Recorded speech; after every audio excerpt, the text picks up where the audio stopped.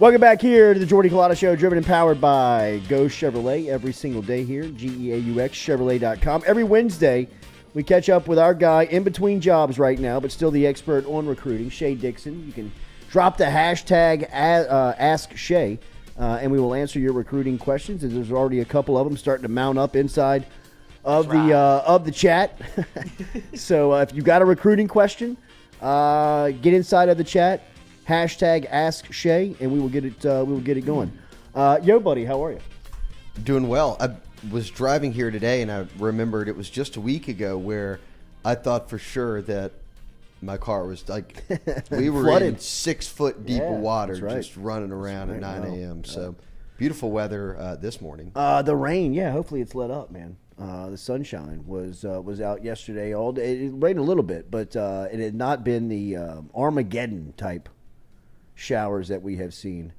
Shea, I saw you Saturday at our 5-star production of Shelton Sampson. This segment went smoothly. The 5-star wide receiver. Pledging I looked to, good? You look great. Look great. You look great. Star of the That's all show. you care about, right? My segment was solid. Yeah, right. Who pledged to LSU. Tell me about the impact for LSU picking up another 5-star wideout in this class. I think it could be summed up. And look, Shelton is one of the best receivers in the country. He's a consensus top 5 ranked receiver across all the recruiting services. He's a 5-star. So you've got that right there. I mean, you're getting a game-changing, tall, stretch the field type receiver who's made a bunch of big plays during, his time at Catholic High. Now, I say, and I made this tweet the other day. I'll repeat it here. Yeah, we actually referenced it on Monday. It's a great tweet. I mean, and I've talked about it. We've talked about it before on the show, but the importance of recruiting Louisiana for the LSU football program is understood. It's a top 5 per capita state for college football, high level guys. It's a top 5 for the NFL. It's one of the most fertile recruiting grounds you can be a part of, and LSU's got the state to themselves. This isn't Florida or California where there's going to be a bunch of schools battling for kids and people from all over the country are getting in. You want, if you're LSU, to be able to lock down the state. That was the Miles mantra, the Orgeron mantra, and certainly Kelly and them will know the importance. And I think we're in the middle of this run right here where we're seeing how they value in-state recruiting and how important it is. But I've always thought more so maybe than any spot, receiver was one that you almost never needed to leave Louisiana for. Yeah. And look, they've got Kyle Parker, he's a 3-star, but one of the more talked about guys this offseason in Texas. A lot of people saw him in camps and now working into fall camp with their teams. I saw some people went out there and watched him the other day at Lovejoy and said, this kid's a real deal. He's going to have a big year, and he's just been playing football a short time. And then you've got Jalen Brown out of Miami, a 5-star receiver. You're not taking a 5-star receiver. They did that with Dwayne Bowe out of Florida, and there's been guys like that where you go and get them. But in the past 12 years, here's the receivers that got drafted out of LSU: Jamar Chase, Terrace Marshall, Race McMath, Justin Jefferson, Russell Gage, DJ Chark, Malachi Dupree, James Wright, Jarvis Landry, Odell Beckham, Ruben Randall. All of those guys, $500 million in wide receivers. All those guys are from Louisiana.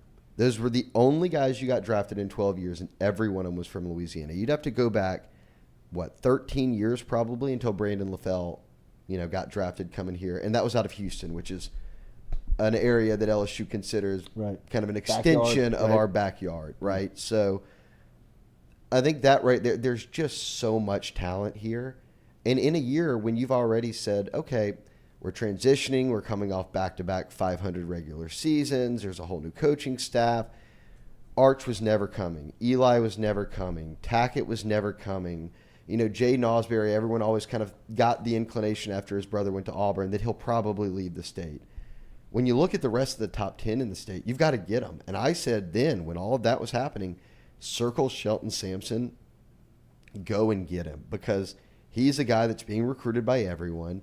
He's a 5-star, and there was no point where people said, well, Shelton's always wanted to go out of state. No, he's at Catholic High. You were right there, able to strike on him, and everyone was on him. I mean, I think the first day that coaches were allowed to be on the road, this might have been in January, Saban and all of them were at Catholic High. So everybody was kind of in here, and Shelton ultimately decides to stay home and commit to LSU. And I think if you could kind of see how the ceremony played out. You could see how his family's reaction and his reaction. He looks like a kid who's locked in. Mm-hmm. You know, it's not. Yeah, I agree. I'm still thinking about things. Mm-hmm. So he's in, and it's a huge pickup. I think it continues the run of Louisiana receivers, which you need. It's proven by the data that if you get these guys, they're going to probably end up developing into NFL guys. So Shelton announces on Saturday that he's going to LSU. Ricky Collins announces he's going to make his commitment tonight. You and I will be over there. We'll host the event live at Mason's Grill starting at 7 o'clock, and he will make his announcement during that telecast tonight right here on the Jordy Culotta Show. What do you anticipate his choice to be, and what have you made of his recruitment? It's gotten wild here over the last couple of months. Yeah, well, at Shelton Sampson, wide receiver out of Catholic, at his announcement, one of the guys who was there that, high school player that doesn't play for Catholic High was Ricky Collins. Yeah. Sitting up there watching, kind of, is this my future receiver if I'm getting on board? And I think that there was a long right. He was committed to Purdue for a while. And during that time, LSU recruited Ricky and a number of other quarterbacks. I mean, Joe Sloan had a group of about, when it came down to it, there were probably 4 or 5 guys that they were like really going after and bringing in on visits and stuff like that. And Ricky was always around. I saw him in the spring for multiple practices. I saw him out there with his mom. I know that he came up there a bunch and met with them. So LSU's kind of keeping the recruitment at the forefront, right? It's not on the back burner. And I think that pays off when ultimately, if you just keep doing it and keep going at him and keep chipping away, and no matter if fans are talking about, oh, what's up with Dante Moore or Jaden Rashada, if you're Joe Sloan and you're behind the scenes and you're just chipping away every day. Hey, look, I'm recruiting a handful of guys. It's my first year. I've got to. I'm trying to figure out who all we can get, and you're committed to another school right now. But if you want in, we will take you. You have a spot here. And I think that just that consistency ultimately paid off, and we saw him back off the Purdue commitment. And everyone wondered, I think it's not often a kid from Louisiana goes to Purdue, especially if LSU wants them to come there. So I think a lot of fans looked at it and said, okay, one day he'll open things back up, but when? So I think doing it in the summer, now making his announcement now, that sort of clears the table of any recruiting discussion going into his senior year. He's able to focus on football.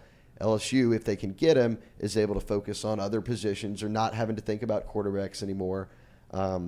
If he commits tonight to LSU, which would be my prediction, I think it's a win-win. I mean, boy, if, again, you don't have in Louisiana, the Walker Howards don't come around very often. Sure. So you had to get them. Yeah. What never happens is you've got 3 quarterbacks ranked in the top 10 or 12 in the country in the same class in Louisiana. So if you knew Arch was never coming, if you knew Eli was never coming, you had to get Ricky. Ricky was your guy. So I think tonight would be a night that LSU fans and certainly the staff, if Ricky goes through and it is LSU, are celebrating. I mean, they wanted to keep one of these in-state quarterbacks at home. We've seen film of all of these guys, Arch, Eli, and Ricky. For those who You've have been in not, the film room? Yeah. All 22. Yeah, right. All 20. Just really like huddle highlights. Let me sit in. With the pointer. Yeah, I got a laser pointer. Don't worry. Back that up. Yeah, right. But what is the school getting in Ricky Collins? What type of player is he? I mean, I think he's a high upside guy at this point. I mean, he's had a couple of solid years where you see him really developing out at Woodlawn. He threw for over 2,000 yards last year when he was district MVP. He gets invited to the Elite 11. He actually, a couple services had named him a top performer on one of the days. It might have been day 2, where he had a strong showing. So, and what Elite 11 is at that point, I know it says 11, but there's like 20 or something guys, quarterbacks. But of all the quarterbacks in the country, they only invite 20 or whatever it might be, and he's on that list. And he ends up having a solid showing, and it's clear that his name belongs in that conversation of top 15 quarterbacks in the country. Well, there's 100 and something teams fighting over the top 15 quarterbacks in the country. If you're LSU, you want to come away with one of those guys. And if he's here in Baton Rouge, it makes all the more sense. He plays for a former LSU quarterback. Like, For me, I said it from the very start. I always thought that Ricky Collins would be the quarterback in this class. I thought that he was good enough. I thought that it's a guy that Joe Sloan and the staff could develop. And I think that for me, yeah, you went out there and shot for the stars, and you were after Dante Moore, and you were recruiting different guys. But I think with Ricky, you've got a guy who has high enough upside that you can develop and feel really good about where he's at once he gets kind of settled in as a college quarterback and doesn't have to play right away. And there aren't expectations of that, because for a team, again, that went back-to-back 500 seasons, a coaching change, but an entire program overhaul. I mean, from the strength to the assistants to every level of it gets replaced. It's hard to say, hey, I want really high level expectations of recruiting. I want everything to still be perfect. I want to still win games. I want to do this. When you just circle quarterback, during that stretch, if I would have told you all this is going to happen, but you'll at least go Garrett Nussmeier, Walker Howard, Ricky Collins, I'll take it. All day. All day. All day. And you can throw in, I'll give you a Jaden Daniels transfer if it helps you bridge the gap any. Give it to me. Best quarterback room they've had since I don't I've know. ever We been played to. that game when they had Jamarcus. Well, no. I just mean even recently. Remember when it was Brennan? The year when they had TJ Maxx, Brennan, and who else was on that? There's another guy in that room. Why am I blanking? You talking about Max Johnson? It was the spring when it was Max, TJ, Miles, maybe someone else. Was it Garrett? Did Garrett come in early? Maybe. Gosh, I can't. We could look that up. But think he did come people were talking then, like, "Oh, damn, does LSU have the best quarterback room in the country?" And it was like transfer, injury, transfer, and it was like that. Yeah. That whole rhetoric. That was fun. That whole rhetoric goes away quite quickly. Yeah. So, I mean, I think you feel good that you've got older guys in Brennan and Daniels. You've got a guy in Nuss who is a second-year guy and certainly has the upside and kind of moxie you want at quarterback and can continue to be developed and maybe get his feet wet this year. We'll see, right? This is a wide-open quarterback battle. But you've got those guys. That gives you time to bring Walker along. And then you've got, if you get Ricky, you've got Ricky coming in. That's a nice run on guys where I don't feel like at any point in the next year or 2 years, even if someone transfers, you're never pressing the panic button and being like, God, we don't have a quarterback. Yeah. Like you've got options. Kylan Jackson, safety out of Zachary, will make his commitment on Saturday. He has scheduled that for a 3:30 announcement from his high school in the auditorium over there. It's down to LSU and Texas A&M here. He was initially scheduled to go Monday, bumped it back to Saturday. What do you read into that? I don't read much into that. I think it's just getting all the ducks in a row in terms of the announcement and everything that goes into it and all of that. So I wasn't surprised at all, to hear that, hey, I'm going to do it. Give me a few more days and I'll get everything together. We'll do it at the end of the week. But look, we're talking about a kid, Ed Zachary, ranked as, number 10, 11 safety in the country. If you're looking at kind of a composite consensus ranking of where he's at, 6'2", 200 pounds. I mean, he's a good player. Yeah. And this is a guy that's got the offers from, A&M, Bama was flirting with him, national schools, whether it's Oregon, Tennessee. I mean, Zachary's had a lot of coaches come through there checking out, that team from Ashley Williams to Eli Holstein to Kylan Jackson to some younger guys. So he's had all the eyes on him. He's picked up a ton of big offers. And I think now, for me, they did a good job here because I felt like you got Ashton Stamps in state, but who else were you going to get? Because early on, names emerged like Curly Reed at Lake Charles Prep, Jordan Matthews at Woodlawn, Kylan at Zachary. I might be forgetting a guy or two, but it was like, okay, so are they going to go all in state? And then all of a sudden they were popping a lot of out-of-state guys. It was Michael Doherty in Georgia, going Derek out Williams. Derek.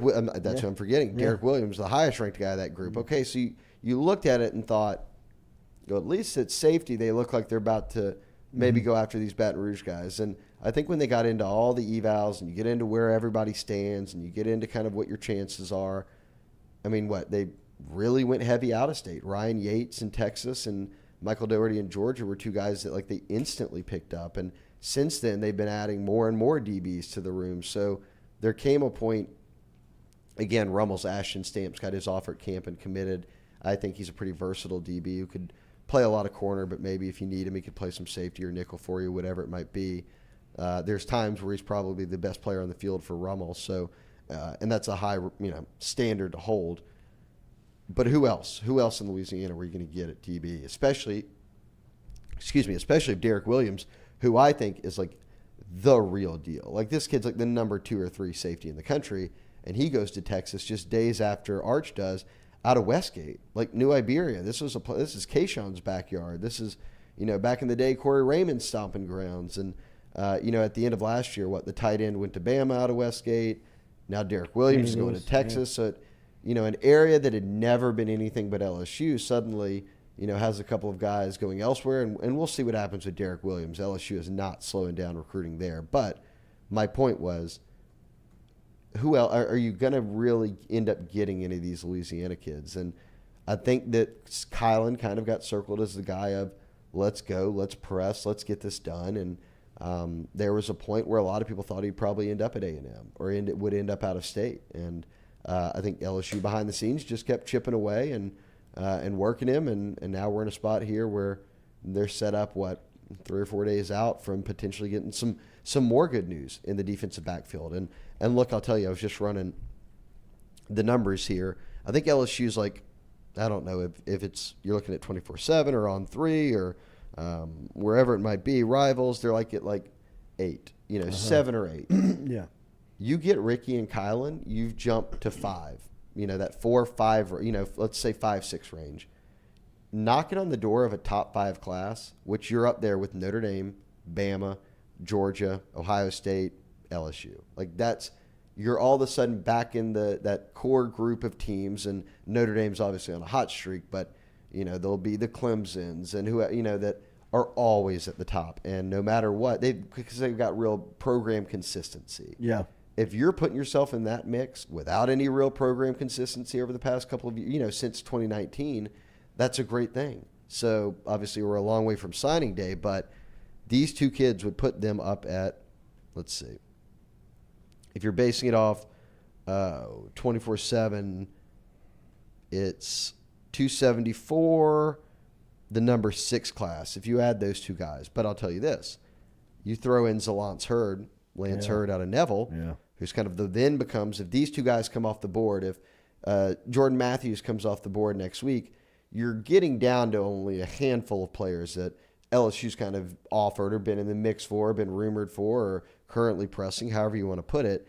And Hurd's kind of at the top of that list. You get him, that's 281. They move up to the number 3 class behind Notre Dame and Bama. Ohio State, Georgia, Texas, OU, Clemson would all then be behind them. And right now they're kind of the team behind that group. So, yeah, at least this stretch of Ricky Collins at quarterback to Kylan at safety, if you can get them both in the boat, if you're LSU, you're top 5. You're sitting right at top 5. Then it becomes, as you begin to pop a Lance Hurd maybe or someone else, all of a sudden you're jumping up to 3. You're right in that mix. And I think that's a far cry from where LSU fans who pressed the panic button and said, we got 3 commits and are ranked 50. What is going on? And then all of a sudden, from about early July to now, it's been climbing. And now you're putting yourself in a spot where you might be a week out from having a top 5 class. I got some questions rolling into the chat for our recruiting insider, Shea Dixon here. Hashtag Ask Shea is the hashtag we're looking for. The GOAT asks, Shea, what's the news on Joel Williams, former Madison Prep standout who is now at Kentucky, who put his name into the transfer portal? And then an update on Bravion Rogers, who was a one-time Texas A&M commit who decommitted this week. Yeah, I'll be interested to see if anything pops up with Williams. He was a Madison Prep kid that went to Kentucky and played a little bit. Sorry. Yep, My bad. Yep. But I haven't heard. Do it live. I haven't heard anything urgent there. I mean, LSU's already in camp. They're about to start the season. They've kind of got a grip on who the safeties are. I think a lot of the portal action, for me at least, and it's rare that kids are throwing their name in the portal in fall camp. That doesn't happen a ton. But I think most of the portal action, we'll monitor Joel Williams, but most of your portal action happens after the season when you kind of got a feel for, all right, here's what our high school signing class looks like. Here's who's left. Here's how many spots we might have. here's who's leaving, in January for the draft or whatever it might be. And then this becomes kind of the key positions we need to address. I think for the most part, any needs to address the current roster were done this offseason. Like they took like 16 transfers. So I think they have to feel good going into fall camp knowing, okay, this is what we're working with. And then Bravion Rogers. Yes. Yeah. So Bravion, I want to make sure I have his ranking right because I do believe him to be a top 5 cornerback in the country. Let's check it. Wi-Fi moving fast in here, boy. Quick. I'm already there. Number 4 corner in the country. Wow. So there was some buzz behind the scenes. People were chatting about, keep an eye on this Bravion Rogers kid because there's a chance he might decommit from A&M, and LSU's in it. I know Bama's in it. Other teams are now trying to come in it, but prior to him decommitting from A&M, he had made a visit to LSU. He had talked a bunch with the staff, and I think there began to be some buzz of, hey, look, if this kid's kind of thinking about opening things up, and if he does, LSU's right there. Like, watch out. And this can happen a lot. And a kid never decommits, or whatever it might be. He stretches it out, or it ended up just being rumors. But within a few days, the kid had decommitted, and it was like, oh, okay, all right, he is serious about looking around and potentially leaving the state, and that would mean LSU, Bama, whomever it might be, as an open shot here. And very quickly too, because like I said, there was some buzz behind the scenes. You could see how quickly the LSU social media recruits, not much of the team, I would say, some of it, but a lot of the recruits who were in the class and who were maybe new kids who had just signed, the kid tweeted out, hey, I'm done, and it was like, be a Tiger, it's LSU, let's go. So you clearly knew, like his buddies and all that knew that something might be brewing and that he could reopen things and that LSU would have a real shot at him. So does it happen tomorrow? I mean, I don't know. Maybe if this kid's got something planned, he could do something. I think the goal now would be, let's get him back to campus. Let's get him for a game. Let's get him around as quickly as we can once the season starts, and try to move towards a potential commitment from there, because this is a real deal, flirting with 5-star type cornerback who could have a big season at LaGrange, which when you're working in these parts of Texas, there is LSU influence. Yeah. So you've got a kid at that school who LSU says, hey, look, we might have a real in on, then you're going to begin to start making some moves there. And I will say this, I like their chances there. Am I guaranteeing it? No. I like their chances. A couple of back-to-back out-of-state offensive line question. Matthew Vincent and Johnny write in. Matthew Vincent wants to know, #ask Shea. Shea, any news on DJ Chester out of Georgia? And then Johnny asks about TJ Shanahan, the big offensive tackle out of Westlake Austin, I believe, who just transferred in to that high school at Westlake Austin, where LSU stands in their recruiting. When you had said the offensive lineman, you listed the names, but it was the guys asking the question, and I was like furiously Googling. I was like, I have never heard Matthew Vincent of either of those. These guys are sleepers, deep sleepers. You're back out the game. I knew I missed the Tackett jobs. Yeah. The Tackett news. Tackett Curtis. I missed that, but Matthew Vincent, I'm not even sure I'm familiar. Look, okay, so I can look it up. Yeah, yep. All right. I got him for Matthew. Was he the first one, the DJ Chester one? Yeah. Yeah, we'll give him first. I like DJ Chester. If I had a job to put in a crystal ball pick right now, I'd put one in on him. And Brad Davis has done just a really good job of recruiting these guys in this class, getting some guys like Mabenga, Tyree Adams to pop.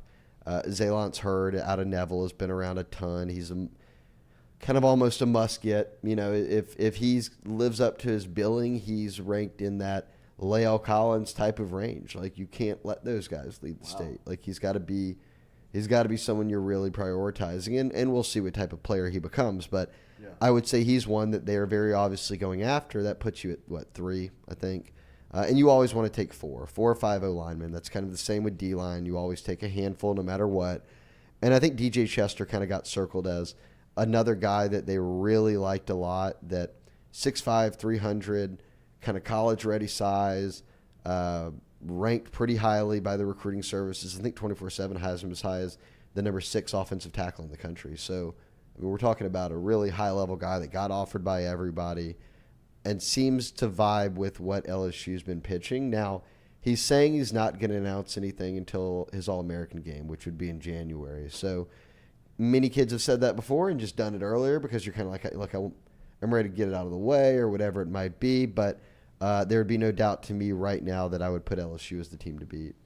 And then T.J. Shanahan. T.J. Shanahan from Westlake Austin. Yeah, I think most people think that A&M, it was sort of an LSU A&M, which way could this go? And it sort of then just shifted hard to A&M. So at this point, I think most people think it would be A&M. And look, again, he's an interior lineman and a highly ranked one, a good player, but LSU went and got Mabenga. You know, if you can clean up with a few more of these guys, then you didn't have to get T.J. Shanahan. You wanted to put yourself in the picture with a lot of these national guys, Chase Bisonis.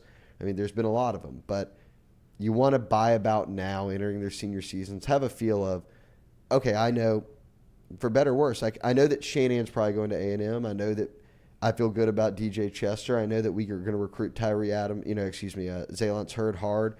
We've already got Adams and Mabenga. The picture is a lot more clear. Yeah. And then you can be able to kind of really hone in on the guys you want and kind of not waste your time, but not put all your eggs into the basket of a guy that you might think like Shanahan now, who most everybody is saying, hey, look, it's A&M's the team to beat. It's like, okay, cool, we can pivot and put even more pressure onto the DJ Chesters of the world. Rob Sense asks if they're looking at a center in this class. I would think. I mean, right now they're trying every center in the world. And look, center is a tough thing where it's like... It's a tough place to recruit, right? Yeah, I mean, interior O-linemen often... Like guys who end up playing center weren't playing center in high school. Like Fitzgerald West, right?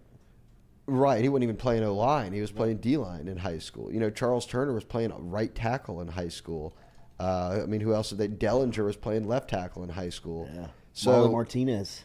Marlon Martinez was a tackle and a guard. He was playing multiple spots, but it wasn't center. So there's not a lot of times out there where you're just like, oh, damn, there's just like 5-star center because he wouldn't be the center for the team. He'd be the left tackle on the high school team. You know what I mean? Like, it's just kind of how it works out. So that's a position I think that's always been key to development.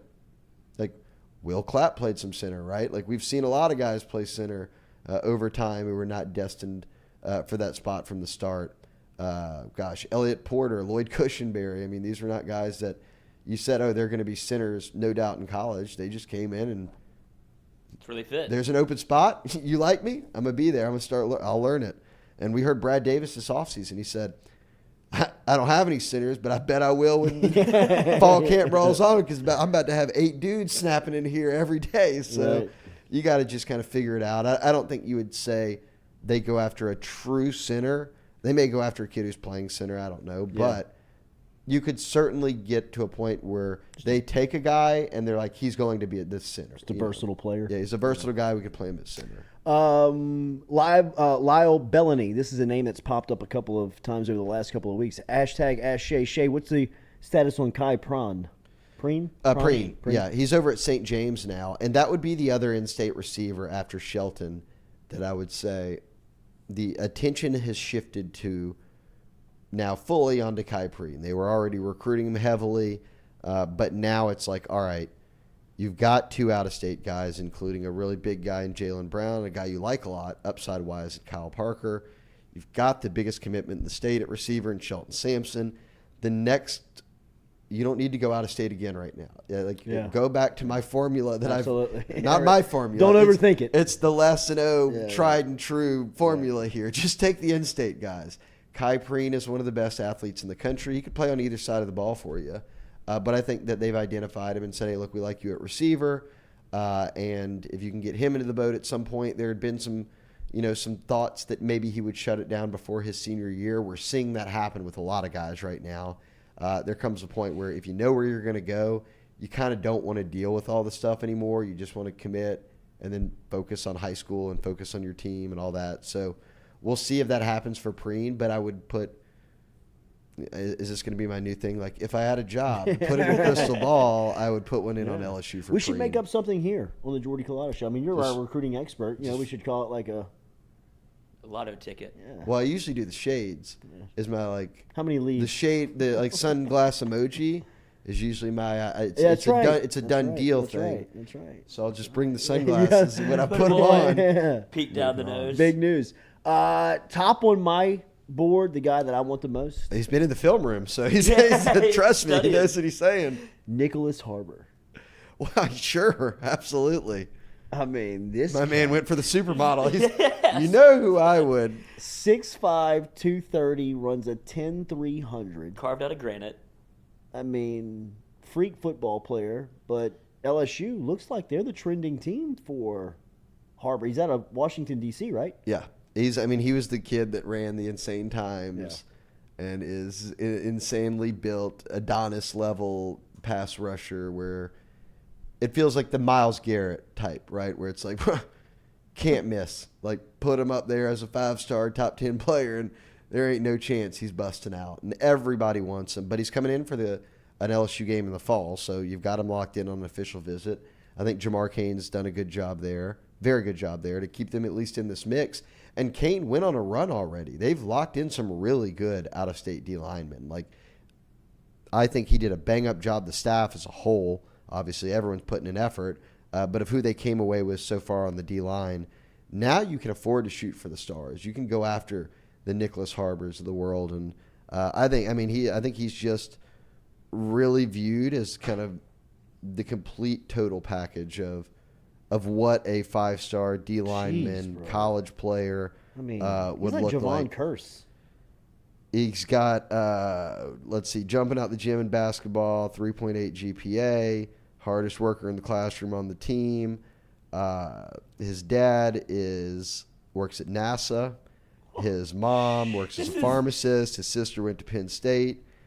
And he wants to either major in medicine or engineering. And I think the other day someone had sent me a link to something and a video had gone viral of like an interview with him. And he's like very Measured. Already like graduated college and is running some Fortune 500 company type dude. And people are like, this is the Brian Kelly guys. This is the Brian Kelly guy. I think this is who Notre Dame would want. Like just every level of it. He's already a complete pro. Like, wow. So yeah, everybody wants him though. And LSU's in there, Michigan, Maryland's kind of the local school, so they're getting a lot of buzz in his recruitment. But as time goes on, we'll see kind of how things play out. But yeah, to at least have your name in a mix for a kid that is that good, I'm telling you, freak show good, number 1 athlete in the country, top 10 overall player, you'll take it every day. Speaking of Jamar Cain, he was doing bang-up work earlier this recruiting season, and it looks like they are trending right now for a defensive tackle, Jordan Hall, out of Florida. What do you know of him? What's the latest on Hall, and what do you expect out of Cain's group? How many more can he put in the boat? I mean, like I said, with O-line and D-line, you're always taking 4 or 5 guys, and maybe a little more on D-line. You know, it depends on what your defensive scheme is, and if you've got to actually go get some kind of these jack linebackers, stand-up edge rusher guys, and if you're taking true nose tackles. So, I mean, there's a lot of variance in terms of maybe how many guys you feel like you need to get. But, yeah, Jordan Hall is another top, I think on 3 is a top 5 D lineman in the whole country. And Georgia's always been, I think, considered the team to really beat. I think that now kind of moving into the season, or at least beyond the off season, that LSU's really started to kind of turn up the heat. And Cain's been obviously the driving force there, but Hall did, I won't read it all, but Billy Embody did an interview with Hall even this morning and posted it. And you can check that out. I guess he probably tweeted it or on 3, but he went into detail about Coach Cain, the impact he's made, how he views him as a coach, what Coach Kelly has kind of brought already, how he views him as a head coach, and said, look, I'm still not close to a decision. So if LSU's starting to really warm up and get a foot in the door and start to get the opportunity to get him to campus and, you know, for a game and do things that can really elevate where you stand in a recruitment, it's a good thing that he's nowhere close to a decision, because right now everybody felt it was Georgia. Let time go on and see how far you can kind of chip into that. But it won't be surprising if they sign 5 or 6 D linemen, 5 D lineman edge type guys. Right. Javion Taviano is a safety out of Texas. Did I get that? I don't know. I think it might be Javion. Damn it. Javion. But it's Texas. It's South. I mean, it's Arlington. You tried. You tried. Javi.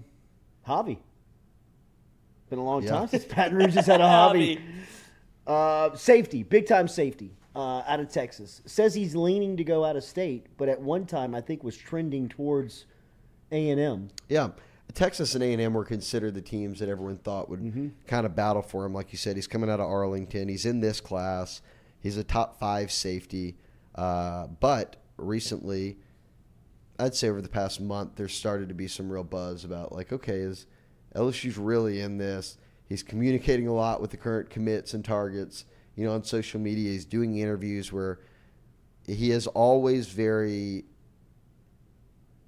you know, measured in what he's going to say. He doesn't give a ton away. He kind of keeps it close to the vest. But I would say that when you look at what he's done, what LSU's been able to do in terms of recruiting him, they were recruiting Bravion Rogers over there in the Lone Star State, and he decommits from A&M as a top 5 corner. They're on Taviano, who, is he getting close to a decision? Is he not? We'll see. He says he wants to take some official visits, but if he's going to, there's a sense now that, oh, wait, I may be willing to leave the state. And everyone said, well, if he's leaving the state, this is going to end up being an LSU A&M battle. It'll be, you know, A&M will be the team fighting to keep him in the state. LSU's a team fighting him to keep, you know, take him away. And there's been others that they're over there recruiting. Again, I know that Billy was on Twitter this morning, and Billy had tweeted out an article about Javon Thomas, who plays over at South Oak Cliff, and that LSU and Bama and some other SEC schools, A&M obviously, have been recruiting him heavily. So we're kind of at this point where they've taken a lot of DBs already, but you got a lot of DBs who are now like knocking at the door of, hey, coach, I might be interested, and they're really good. They are top 5 level DBs. So I think the goal right now is get Kylan Jackson in the boat, make that happen Saturday, and then see what happens. Can you go get? Can you get a Bravion Rogers? You know, potential. You call it a flip. He decommitted and he's not committed anywhere now, but ultimately would kind of still be a flip if he ends up at LSU in the near future. And then what happens with a Javon Thomas or a Toviano? You know, these are guys that if they want in your class, you're not telling them no. Yeah. So how do you manage the board moving forward and the numbers and all of that? We'll see. Obviously, we knew going into the offseason, Jordy, that DB was a spot where, like, they were in the bowl game with nobody. So, like, you knew that DB, and then they hit the transfer portal, and pretty much every corner on the team minus Radar Jones and Demarius McGee are transfers. You know, they had to take them all. And then the safeties are, if you're playing Fuchsia out there and Major Burns is getting out there, those guys are transfers. Like, you've had to rebuild that room through transfers. Jay Ward's kind of been a consistent guy back there. Todd Harris is back. But they've had to beef it up a lot with transfers. I think now we're seeing that they'd like to start building some young depth in the defensive secondary. Jordan Matthews is set to announce here in a couple of weeks. Tennessee, Texas, Michigan will have a hat on the table, and it seems like Tennessee's a real player here. Anything that you're hearing, what do you expect? And I guess LSU is kind of tapped out on this thing, huh? I don't think that LSU was as – and I think just in between the staff changes and where the previous staff was to this staff, that it didn't seem like they ever really got on the same page, you know, with kind of his recruitment, with how seriously other teams were recruiting him. Like, Texas has been putting in work here for a long time. Like, I think he's going to wind up at Texas. That's my opinion. Okay, but they've been nonstop on him from the start. You know, you've gotten Arch, you've gotten Derek Williams. Like, there is some appeal for a kid in state to say, I see some Louisiana guys going over there. They're recruiting me hard. They're obviously a team that's, you know, top 5 in the rankings right now, top 10 in the rankings. It's not a surprise that if they're going to recruit him as consistently as they have, and at the same time LSU is, they took Ashton Stamps at DB. You know, they're recruiting Dalen Austin out in California as a corner. They've got all of these other guys we just mentioned recruiting at corner and safety. So it's not a surprise that he doesn't have LSU in his final group. You know, not a big shocker. But of those teams, I think Texas makes the most sense. They've got a lot of buzz on the recruiting trail right now. And they've knocked down some dominoes in Louisiana, and they've recruited them hard. I wouldn't see – I would think that they've put themselves in by far the best position to get him. Shea Dixon, in between jobs, not for long. He will be hosting the event with us tonight over at Mason's as Ricky Collins, the 4-star local quarterback, will pledge his commitment.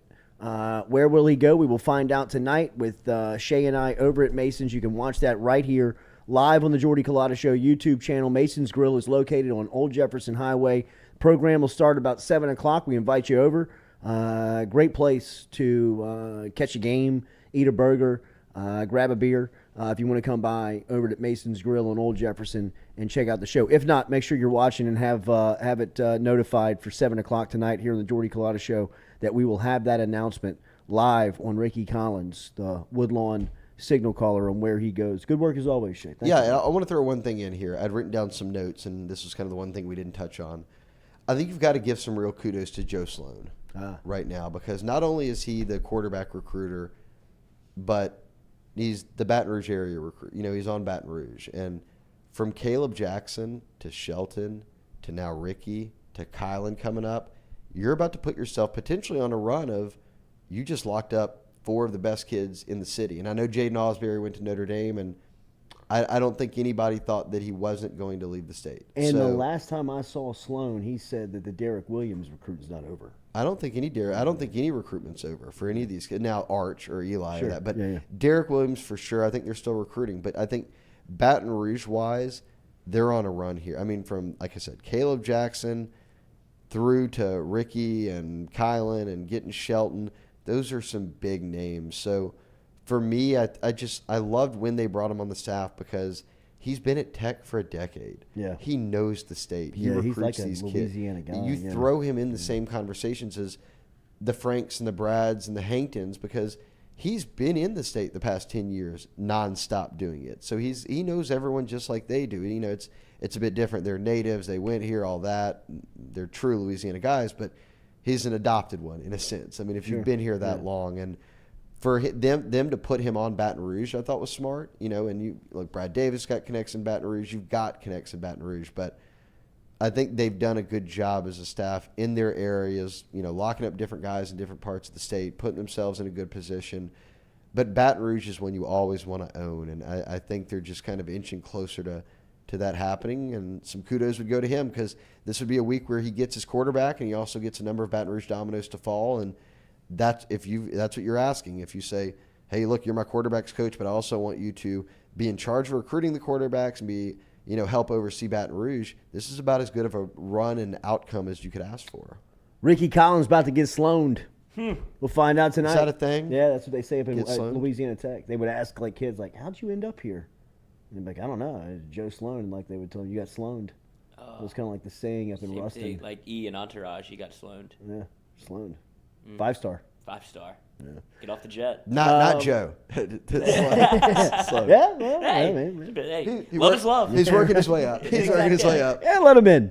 At Shea Dixon tonight, Mason's Grill, 7 o'clock, Old Jefferson Highway, right here on the Jordy Culotta Show YouTube page, the live announcement of Ricky Collins, the 4-star. Did Ricky reconsider? We'll find out. We'll announce it live right here on the show at 7 p.m. And Mic'd Up will lead right into it. And then Lloyd has told me that he has done the research and that he is going to make a delivery of all of the viewers at Mic'd Up. He's just going to push them over to the Culotta Show very seamlessly. Mm-hmm. The last time Lloyd told me he was going on a YouTube mission, he deleted the entire channel. Oh, so I did. No pressure. He's giving the uncomfortable stretches over there. He's not staying still. He seems very ADD. Well, you have called down the pressure, my friend. I wanted it. A big night ahead for Mr. Lloyd I here. sat in that meeting for about 5 minutes too long yesterday. When I said that, I was like, I'll tell him this. Yeah. And it's funny, where you find the way to merge these over, it's right next to that big old delete button. I was like, oh, God. I don't trust myself at all. Oh, God. I'm gonna Easy on the relief med before you click that button, if you don't mind. I'm going to be real. I don't know who's got a bigger night, Ricky or Lloyd. Coming up. It's a close call here. After Saturday's soiree. Yeah, Ricky got sloaned. Lloyd got fired. Shit, I need you tomorrow, though. Right. Yeah, after Friday. But for real, drive out the Masons tonight. I'm going to need you. You'll be there, right? Anyway, you'll be entertained. Hit that like button, share button, comment button. Go Chevrolet drives us every day. We'll see you tonight, 7 o'clock after Mic'd Up here on FM Digital Media.